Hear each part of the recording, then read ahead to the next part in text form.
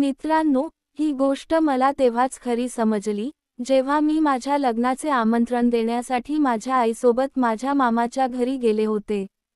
ही घटना अगदी कालपरवाचीच वाटते, पण खरं तर ती 2022 सालची आहे. आम्ही त्यांच्या घरी पोहोचलो तेव्हा घरात एक वेगळीच गडबड आणि ऊब जाणवत होती. मी माझ्या मामींना प्रेमाने भेटले आणि त्यांच्या 2 मुलांना, माझे मामे भाऊ राहुल आणि विराज यांनाही भेटले. राहुल नेहमीप्रमाणे गप्पिष्ट आणि हसतमुख होता, पण विराज थोडा वेगळाच. तो नेहमीच शांत राहायचा, फारसं कोणाशी बोलत नसे. घरात कितीही नातेवाईक आले तरी त्याला त्याचं काही विशेष वाटत नसे, जणू त्याला त्या गोंधळाशी काहीही देणंघेणं नव्हतं. पण त्या दिवशी काहीतरी वेगळं होतं. जेव्हा मी त्याच्या खोलीत गेले, तेव्हा मात्र मला पाहून त्याच्या डोळ्यांत एकदम आनंदाची चमक आली. मला पाहून तो एवढा खुश झाला की मला क्षणभर आश्चर्यच वाटलं. त्या दिवशी मी काळ्या रंगाचा साधा पण आकर्षक टॉप आणि टाईट व्हाईट जीन्स घातली होती. माझं व्यक्तिमत्व त्या पोशाखामुळे आणखी खुलून दिसत होतं. विराज माझ्याकडे आला आणि अचानक मला घट्ट मिठी मारली. हे सगळं मला थोडं विचित्र, थोडं अनपेक्षित वाटलं. मी थोडं हसत त्याला म्हणाले, "अरे, माझा भाऊ. कसा आहेस रे?" विराज थोड्या लाजऱ्या स्वरात म्हणाला, "मी ठीक आहे, ताई, पण तुम्ही तर कधी आमच्याकडे येतच नाही." मी त्याला चिमटा काढतच म्हणाले, "आता आले ना. पण आता सोड मला, की नाही बसायला जागा दाखवणार?" माझं बोलणं ऐकून विराजने लगेच मला सोडलं आणि आदराने बसायला जागा दिली. वातावरण थोडं हलकंफुलकं झालं. मग मी त्याच्याकडे वळून विचारलं, "आणि सांग बरं, तुझा अभ्यास कसा चाललाय?" तो माझ्याकडे पाहत म्हणाला, "ठीक चाललाय ताई अभ्यास, पण तो सोडाच, आधी हे सांगा ना, इतक्या दिवसांनी का आलात? आणि नेहाताईला का नाही आणलं सोबत?" त्याच्या बोलण्यातली तक्रार अगदी ओघळून येत होती. मी त्याच्याकडे हसून म्हणाले, "अरे असं काही नाही रे, नेहा सध्या अभ्यासात व्यस्त आहे म्हणून ती नाही आली. खरं तर माझं लग्न ठरलंय, आणि लवकरच माझं लग्न होणार आहे, म्हणून खास तुमच्याकडे आमंत्रण द्यायला आले. आणि बघ, तुझी आजी पण माझ्या सोबत आलीये." हे ऐकताच विराजच्या चेहऱ्यावरचं हसू एकदम मंदावलं.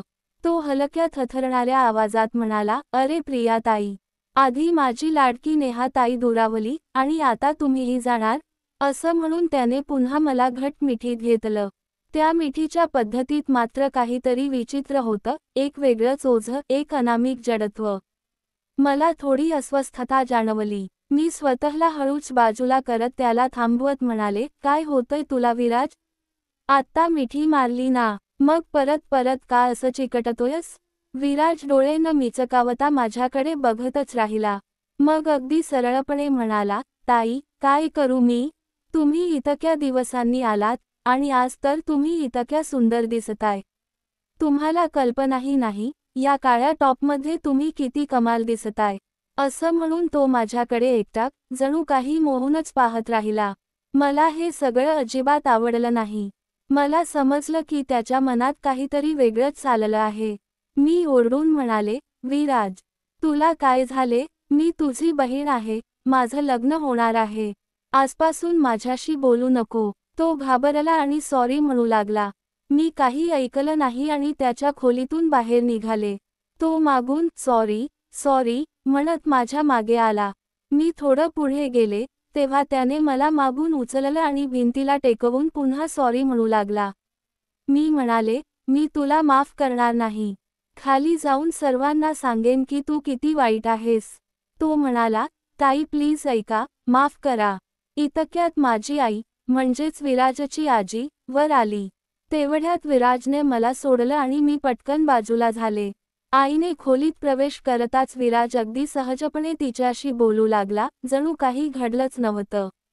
मी शांतपणे खाली आले आणि मामीशी गप्पा मारायला लागले.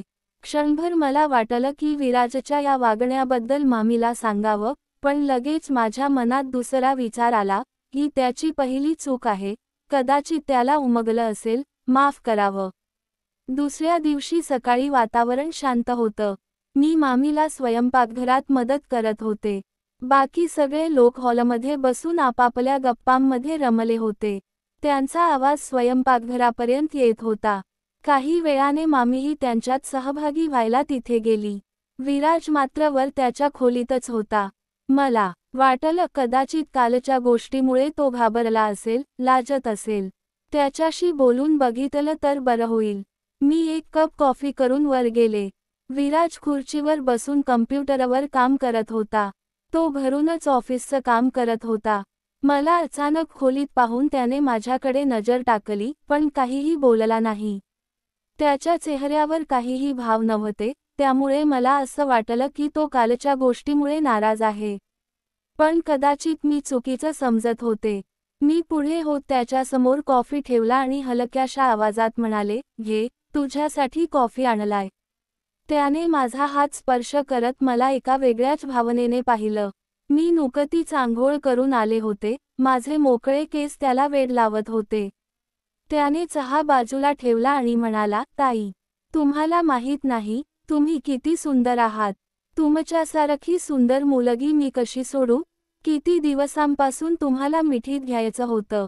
असं म्हणून त्याने मला पकडलं आणि पापी द्यायला लागला. मी स्वतःला सोडवण्याचा प्रयत्न केला, पण त्याने खूप घट्ट पकडलं होतं. त्याच्या मजबूत पकडीपुढे मी काहीच करू शकले नाही. तो वरूनच माझ्या व्यक्तिमत्वाचा अनुभव घेऊ लागला. मी धडपडू लागले आणि रागाने म्हणाले, "कमीना, मला सोड. कोणीतरी येईल, तर माझी बदनामी होईल. आता मी तुझी तक्रार मामीला करेन, थांब कमीना." तरीही तो अनुभव घेतच राहिला. हळूहळू माझा विरोध कमी होऊ लागला. मला नको असूनही हे सगळं आवडायला लागलं. मी आता पूर्णपणे प्रभावी झाले होते. त्याने मला उचललं आणि मी त्याला विरोध केला नाही. तो सोफ्यावर बसला, मी एक स्माईल देत त्याच्याजवळ बसले. त्याला कळलं की मी त्याच्याशी सेट झाले आहे. मी म्हणाले, "विराज, आता मला जाऊ दे. मी तुलाही सुंदर वेळेचा अनुभव देईन, पण माझं लग्न होऊ दे." लग्नाआधी असं सगळं केलं तर चुकीचं होईल, माझं लग्न मोडू शकतं. विराज म्हणाला, "ठीक आहे ताई. लग्नापर्यंत तुम्ही सांभाळून राहणार?" मी म्हणाले, "हो, मी आधी माझ्या नवऱ्याकडून सुंदर वेळेचा अनुभव घेईन." तो म्हणाला, "ठीक आहे प्रिया. तुमचं ऐकलं, पण तुम्हाला पाहिलं की माझी भावना दाटून येते. आता याला हाताने अनुभव देऊन जा." मी म्हणाले, "ठीक आहे माझ्या भावा. तुझी ही इच्छाही पूर्ण करते." मी एक स्माईल देत त्याच्या भावनेला मोकळे केले आणि पाहून चकित झाले. "अरे इतकी मोठी भावना, याला कोण घेणार?" तो म्हणाला, "ताई, तुम्हाला पाहून हा इतका मोठा झालाय. मी प्रेमाने तुमच्या जीवनात टाकेन." मी काही न बोलता त्याला हाताने सुंदर अनुभव देऊ लागले. आता मला त्याच्या भावनेला तोंडाने सुंदर अनुभव देण्याची इच्छा झाली, पण मी तसं केलं नाही, कारण हा अनुभव मला माझ्या नवऱ्याकडून आधी घ्यायचा होता. मी सुमारे 25 मिनिटं हातबल करत राहिले. शेवटी त्याच्या भावनेने रंग सोडला. मी थोडी घाबरले, पण मला खूप मजा आली. तेव्हा तो खूप खुश झाला. मी मनातल्या मनात विचार केला, जर हा 25 मिनिटांपर्यंत धरू शकतो, तर सुंदर वेळेचा अनुभव तर तासांतास देईल. मग त्याला एक पापी देऊन मी खाली आले. असेच 2-3 दिवस विराज मला पापी देऊ लागला. मग आमचा तिथून जाण्याचा वेळ झाला, कारण बाबा आम्हाला घ्यायला आले होते. सर्वांना लग्नाचे निमंत्रण देऊन आम्ही मामींना निरोप देऊन निघालो. मी निघताना विराजचा चेहरा उदास झाला होता. मी त्याला इशाऱ्याने म्हणाले, "थांब माझ्या भावा. फक्त काही दिवस." मी हसत हसत विचार करत होते की माझं लग्न होणार आहे आणि मी माझ्या मामाच्या मुलाशी सेट झाले आहे. मी ठरवलं की मला विराजची भावना एकदा तरी जीवनात घ्यायची आहे, पण आधी माझ्या नवऱ्याला पाहेन की तो सुंदर वेळेचा अनुभव देण्यामध्ये कसा आहे, कारण माझा सुंदर वेळेचा अनुभव नवऱ्याबरोबरच होणार आहे. बाबांनी एका मोठ्या, भव्य हॉलमध्ये माझं लग्न लावून दिलं. हॉल दिव्यांनी उजळून निघाला होता, फुलांचा सुगंध दरवळत होता. नातेवाईकांची गडबड, संगीताचा आवाज आणि आनंदाचे स्वर यामुळे संपूर्ण वातावरण अगदी उत्सवमय झालं होतं. बाबांनी माझ्या लग्नावर खूप खर्च केला होता, प्रत्येक गोष्टीत त्यांची काळजी आणि प्रेम दिसून येत होतं. लग्नात सगळे नातेवाईक आनंदाने उपस्थित होते, पण माझ्या मनात सतत एक प्रश्न घोळत होता, मामाचा मुलगा विराज कुठे आहे? मी नजर फिरवली, पण तो कुठेच दिसला नाही. लग्न संपलं, विधी पार पडले, सगळ्यांनी मला आशीर्वाद दिला, तरीही विराजचा पत्ता लागला नाही. फक्त राहुल तिथे होता. शेवटी कळलं की विराज आलाच नाही. हे ऐकून माझा राग अनावर झाला. एवढं मोठं लग्न, एवढी मोठी संधी, आणि त्याने हजेरी लावलीच नाही. मला त्याच्यावर प्रचंड चिडचिड झाली. पण त्याच वेळी माझ्या डोळ्यांसमोर माझा नवरा आर्यन उभा होता. आर्यन दिसायला खूपच हँडसम, देखणा होता. त्याच्या चेहऱ्यावरचं तेज, त्याच्या डोळ्यांतलं प्रेम मला क्षणात विसरायला लावत होतं की विराज न आल्यामुळे मी खट्टू झाले होते. लग्नाच्या पहिल्याच दिवशी, जेव्हा आम्ही आमच्या नव्या आयुष्याची सुरुवात केली, तेव्हा आर्यनने माझ्याशी इतक्या प्रेमाने संवाद साधला की माझं मन भारावून गेलं. त्याने मला हळूवार मिठीत घेतलं, आणि त्या मिठीत मला एक नवी सुरक्षितता, नवं नातं आणि नवा आधार जाणवला. तो मला पापी देऊ लागला आणि हळूहळू मला मोकळं केलं. मग तो थेट माझ्या जीवनाला तोंडाने सुंदर अनुभव देऊ लागला. मला खूप मजा येत होती. थोड्या वेळाने त्याने भावनेला मोकळं केलं आणि तोंडाने सुंदर अनुभव द्यायला सांगितलं. मी त्याची भावना पाहिली आणि थक्क झाले. त्याची भावना विराजपेक्षा मोठी होती. माझा चेहरा इतका खुलला की मी अनुभवी असल्यासारखं त्याला तोंडाने सुंदर अनुभव दिला. त्यानंतर त्याने मला सुंदर वेळेचा अनुभव दिला. मी पूर्णपणे समाधानी झाले. मी माझ्या नवऱ्यासोबत आनंदाने राहायला लागले. लग्नानंतर माझा नवरा मला रोज सुंदर वेळेचा अनुभव द्यायला लागला. असेच 1 वर्ष निघून गेलं. माझ्या नवऱ्याने मला एका मुलीपासून आई बनवलं. आता मी मामाचा मुलगा विराजला पूर्णपणे विसरले होते. मी स्वतःशी एक वचन केलं होतं, लग्नानंतर मी माझ्या नवऱ्याशी पूर्णपणे एकनिष्ठ राहीन. विराजशी कधीही असं काही करणार नाही, जे माझ्या वैवाहिक जीवनाला धोका पोहोचवेल. आर्यन माझ्यासाठी सर्वस्व होता, आणि मी त्याच्यावर मनापासून प्रेम करत होते. पण तरीही, कुठेतरी मनाच्या एखाद्या गाभाऱ्यात विराजच्या त्या मिठ्या, त्याच्या भावनांनी भारलेल्या डोळ्यांतली नजर, आणि त्याच्या अचानक आलेल्या उत्साहाने मला अस्वस्थ केलं होतं. कधी कधी रात्री उशिरा, शांततेत बसलेली असताना, माझ्या मनात विचार येत असे, विराज माझ्या लग्नाला का आला नाही? त्याच्या मनात खरंच माझ्याबद्दल काय चाललं होतं? त्याचं वागणं फक्त आकर्षण होतं का? की त्यामागे काहीतरी अधिक खोल, काहीतरी गूढ होतं? माझं नवविवाहित जीवन मात्र खूप आनंददायी होतं. आर्यनने माझ्यावर ओतलेलं प्रेम, त्याचा हसरा चेहरा, त्याची साथ, या सगळ्यामुळे मला प्रत्येक दिवस नव्या उत्साहाने जगायला मिळत होता. तरीही विराजच्या आठवणींनी माझ्या मनात एक अनामिक कोंडी निर्माण केली होती. जणू 2 विचारांत अडकलेलं मन. लग्नानंतर 1 वर्ष कसं गेलं ते कळलंच नाही. मी आणि आर्यन एका सुंदर अपार्टमेंटमध्ये राहायला गेलो होतो. आमचं आयुष्य म्हणजे एखाद्या स्वप्नासारखं होतं. रोज सकाळी खिडकीतून पडणारा सूर्यप्रकाश, त्याच्या सोबत घेतलेला गरमागरम चहा, ऑफिसहून परत आल्यावर त्याचे लाड, या सगळ्यामुळे मी खूप सुखी झाले होते. आर्यन मला नेहमी नवनवीन पद्धतीने सुंदर अनुभव द्यायचा.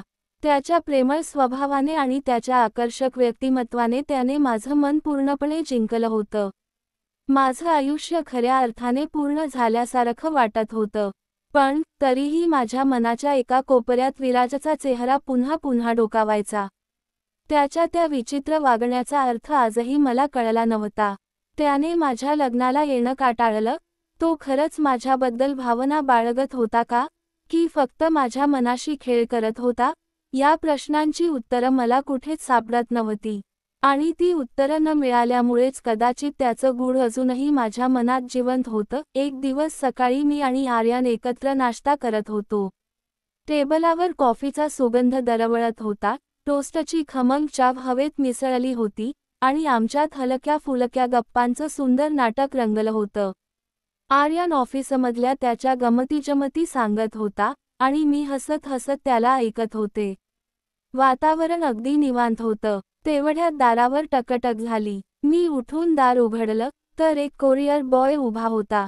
त्याने हातातला जांभळ्या रंगाचा लिफाफा माझ्याकडे दिला. मी तो घेतला आणि त्याच्याकडे पाहिलं. लिफाफ्यावर माझं नाव स्पष्ट लिहिलेलं होतं, पण पाठवणाऱ्याचं नाव मात्र कुठेच नव्हतं. आर्यन, हे कोणाचं पत्र आहे रे? कोण पाठवतंय असं बेनावाचं पत्र? मी थोड्या हसऱ्या पण गोंधळलेल्या स्वरात विचारलं. आर्यनने खांदे उडवले आणि म्हणाला, उघडून पाहूया ना प्रिया. कदाचित कोणीतरी तुला सरप्राईज द्यायचा विचार करत असेल. मी हलकसं हसले आणि सावधपणे लिफाफा उघडलं. आत एक चिठ्ठी होती, हाताने लिहिलेली. मी ती वाचायला सुरुवात केली आणि काही क्षणांतच माझ्या हातून पत्र खाली घसरलं. माझा चेहरा पूर्ण पांढरा पडला. पत्रात लिहिलं होतं, प्रिया ताई, तुम्हाला वाटतंय की तुम्ही मला विसरलात, पण मी तुम्हाला कधीच विसरू शकत नाही. तुमच्या लग्नाला मी येऊ शकलो नाही, याचं खरं कारण मी लवकरच तुम्हाला सांगेन. पण एक गोष्ट लक्षात ठेवा, तुमच्या आयुष्यात जे काही चाललंय ते सगळं तसं नाहीये, जसं तुम्हाला दिसतंय. तुमच्या जवळच्या व्यक्तींपैकी कुणीतरी तुम्हाला फसवतंय. सावध राहा. मी लवकरच तुम्हाला भेटेन. तुमचा, विराज. ते वाचून माझ्या अंगावर काटा आला. काय झालं प्रिया? कोणाचं पत्र आहे? आर्यनने काळजीने विचारलं. त्याला काही न सांगता मी फक्त पत्र त्याच्या हातात दिलं. त्याने चिठ्ठी वाचून झाल्यावर त्याच्या चेहऱ्यावर एकदम कठोर भाव उमटले. त्याच्या डोळ्यांत राग होता. हा विराज कोण आहे? आणि हा असं काय लिहितोय? तुला कोण फसवतंय म्हणजे काय? त्याचा आवाज रागाने दणाणला. मी गप्पच बसले. माझं हृदय जोराने धडधडत होतं. विराजच्या त्या पत्राने माझ्या मनात हजार प्रश्नांचा गोंधळ माजवला होता. तो काय म्हणू पाहतोय? खरंच माझ्या जवळच्यांपैकी कुणीतरी मला फसवतंय का? की हा फक्त त्याचा वेडसर खेळ आहे? आणि सगळ्यात महत्त्वाचं, तो मला भेटायला येणार आहे, मग पुढे काय होणार? मी आर्यनला विराजबद्दल सांगितलं, पण अर्थातच मी त्याच्या त्या विचित्र मिठ्यांविषयी आणि आमच्या त्या अस्वस्थ करणाऱ्या भेटींबद्दल काही बोलले नाही. मी फक्त एवढंच सांगितलं की तो माझा मामेभाऊ आहे, आणि त्याने माझ्या लग्नाला येणं टाळलं. आर्यनने माझ्याकडे संशयाने पाहत म्हणाला, प्रिया, मला हे पत्र अजिबात सामान्य वाटत नाही. हा विराज जर तुझा भाऊ आहे, तर तो असा का लिहितोय? आणि तुझ्या जवळच्या व्यक्तीबद्दल असं का बोलतोय? मला वाटतं आपण याचा तपास केला पाहिजे. मी मान डोलावली, पण माझ्या मनात भीती दाटत होती. विराजच्या त्या पत्राने माझं सुंदर आयुष्य एका क्षणात काळ्या गूढ धुक्यात ढकललं होतं. पुढचे काही दिवस माझं मन एका अस्वस्थतेच्या भोवऱ्यात अडलं होतं. विराजचं ते गूढ पत्र माझ्या डोक्यातून काही केल्या जात नव्हतं. मी ठरवलं कसंही करून मला त्याला शोधून काढायचं आणि त्याच्या मनात नक्की काय चाललंय हे जाणून घ्यायचं. मी मामीला फोन केला. मामी, विराज कुठे आहे? त्याच्याशी बोलायचं आहे, मी उत्सुकतेने विचारलं. मामीने अगदी हसत उत्तर दिलं, अगं प्रिया, विराज तर आता मुंबईला गेलाय.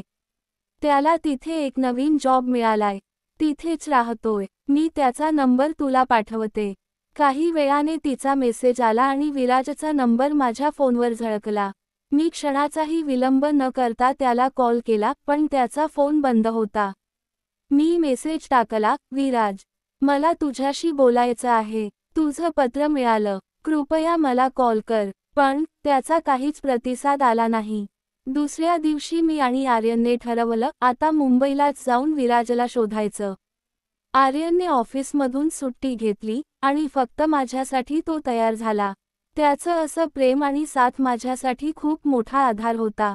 आम्ही मुंबईला पोहोचलो आणि विराजच्या कथित ऑफिसचा पत्ता गाठला. रिसेप्शनवर जाऊन मी विचारलं, एक्सक्यूज मी, विराज इथे काम करतो का? रिसेप्शनिस्टने माझ्याकडे आश्चर्याने पाहिलं आणि थेट उत्तर दिलं, मॅडम, इथे विराज नावाचा कोणीच नाही. आमच्या रेकॉर्डमध्ये असं कोणतंही नाव नाहीये. तुम्ही चुकीचा पत्ता घेऊन आलात की काय? माझ्या पायाखालची जमीनच सरकली. हे काय चाललंय? मामीने सांगितलं ते खोटं होतं का? विराजने तिच्याहीकडे खोटं का सांगितलं? पत्र, त्याचं लग्नाला न येणं, त्याचं अचानक गायब होणं, आणि आता ही नवीन गोंधळलेली माहिती, सगळं काही जणू गुढाच्या जाळ्यात गुंतलेलं होतं. आर्यनने माझा हात घट्ट पकडला आणि म्हणाला, प्रिया, घाबरू नकोस. आपण त्याला शोधू. पण मला खात्री आहे, यामागे काहीतरी मोठं आहे. त्या रात्री आम्ही पुण्यात एका हॉटेलमध्ये थांबलो. आर्यन गाढ झोपला होता, पण माझ्या डोळ्यांना मात्र झोप नव्हती. मी माझ्या फोनवर विराजचे जुने मेसेज टाळत होते. तेवढ्यात अचानक टिंग असा आवाज आला. एक अनोळखी नंबरवरून मेसेज आला होता, प्रिया, उद्या रात्री 10 वाजता मुंबईतल्या सायलेंट विस्पा कॅफेमध्ये ये. एकटीच ये. तुला सगळं सांगतो. विराज. माझं हृदय जोरजोरात धडकायला लागलं. विराज मला भेटायला बोलावतोय, पण एकटीच का? आणि इतक्या गुढपणे का? मी रात्रभर पलंगावर छताकडे पाहत विचार करत राहिले. आर्यनला सांगावं की नाही, हा प्रश्न मला सतावत होता. शेवटी मी ठरवलं, मी जाईन, पण त्याला हे गुपित ठेवून चालणार नाही. सकाळी मी आर्यनला सगळं सांगितलं. तो काही क्षण शांत राहिला, मग ठाम आवाजात म्हणाला, प्रिया, तू एकटी जाणार नाहीस. मी तुझ्यासोबत येईन, पण लपून राहीन. जर काही गडबड झाली तर मी तिथेच असेन. त्याच्या या प्रेमळ आणि काळजीवाहू स्वभावाने माझं मन हलकं झालं. पण आतून मला एक गोष्ट सतावत होती. उद्या रात्री सायलेंट विस्पा कॅफेमध्ये मला खरंच काय ऐकायला मिळणार आहे? रात्री 10 वाजता मी सायलेंट विस्पा कॅफेत पोहोचले. कॅफे मंद प्रकाशात न्हाऊन निघालं होतं. टेबलांवर मेणबत्त्यांच्या ज्योती हलक्या वाऱ्याने थरथरत होत्या. मी एका कोपऱ्यातल्या टेबलवर बसले आणि विराजची वाट पाहू लागले. 15 मिनिटं झाली, 20 मिनिटं झाली, पण विराज आला नाही. मी अधीरतेने फोन हातात घेतला, मेसेज चेक केला, पण त्याच्याकडून काहीच प्रतिसाद नव्हता. तेवढ्यात अचानक एका अनोळखी व्यक्तीने माझ्या टेबलाजवळ येऊन एक लिफाफा ठेवला आणि एक शब्दही न बोलता बाहेर निघून गेला.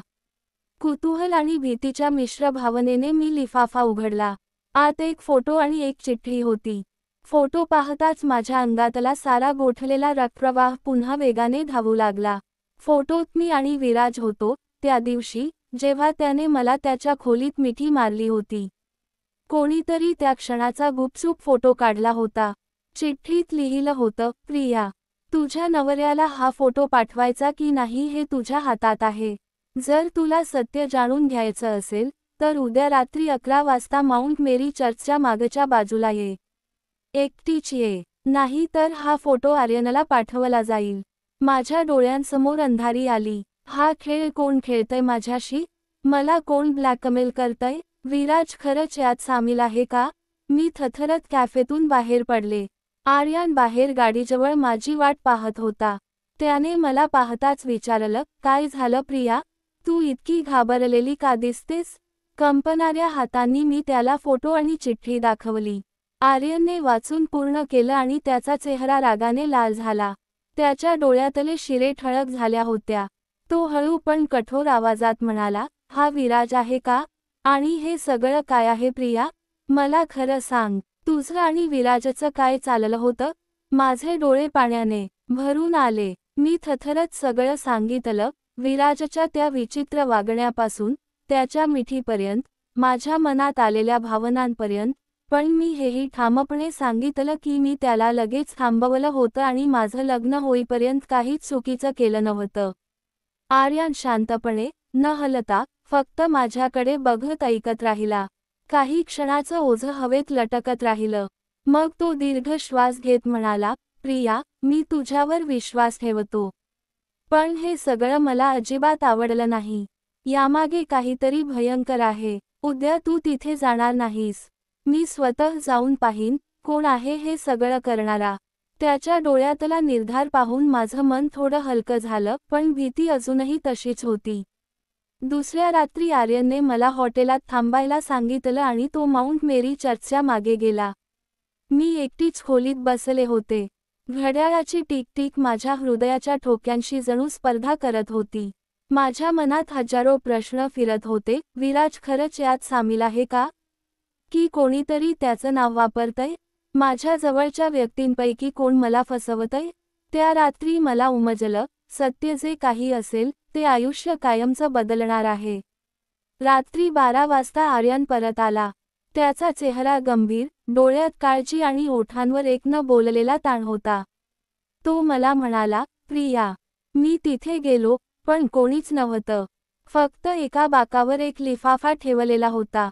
त्यात एक पेनड्राईव्ह होती. माझं हृदय धडधडू लागलं. आम्ही घाईघाईने पेनड्राईव्ह लॅपटॉपमध्ये लावली. स्क्रीनवर एक व्हिडिओ सुरू झाला.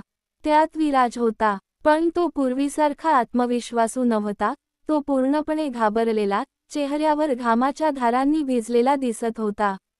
कापऱ्या आवाजात तो बोलू लागला, प्रिया, मी तुला पत्र पाठवलं होतं, पण मी तुला ब्लॅकमेल करत नाही.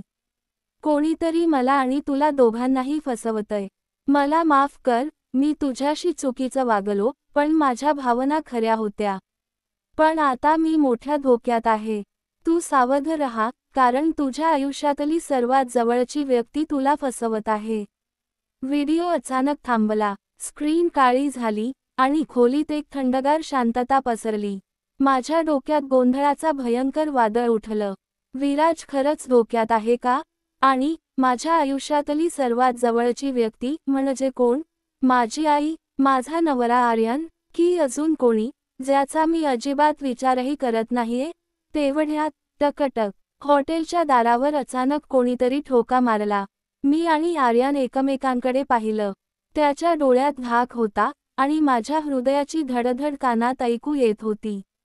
दाराच्या पलीकडे नक्की कोण होतं? विराजचं खरं रहस्य काय आहे?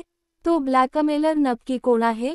आणि सर्वात मोठा प्रश्न, माझ्या आयुष्यातली ती जवळची व्यक्ती जी मला फसवत आहे, ती खरंच कोण आहे? या सगळ्या प्रश्नांची उत्तरं मिळणार आहेत पुढच्या भागात. पण त्याआधी एक छोटं काम, कमेंट करा. भाग 2 लिहा. जितक्या जास्त कमेंट्स येतील, तितक्या लवकर पुढचा भाग तयार होईल. ज्यांनी आधीच कमेंट केली आहे, त्यांनी या भागाला लाईक करायला विसरू नका.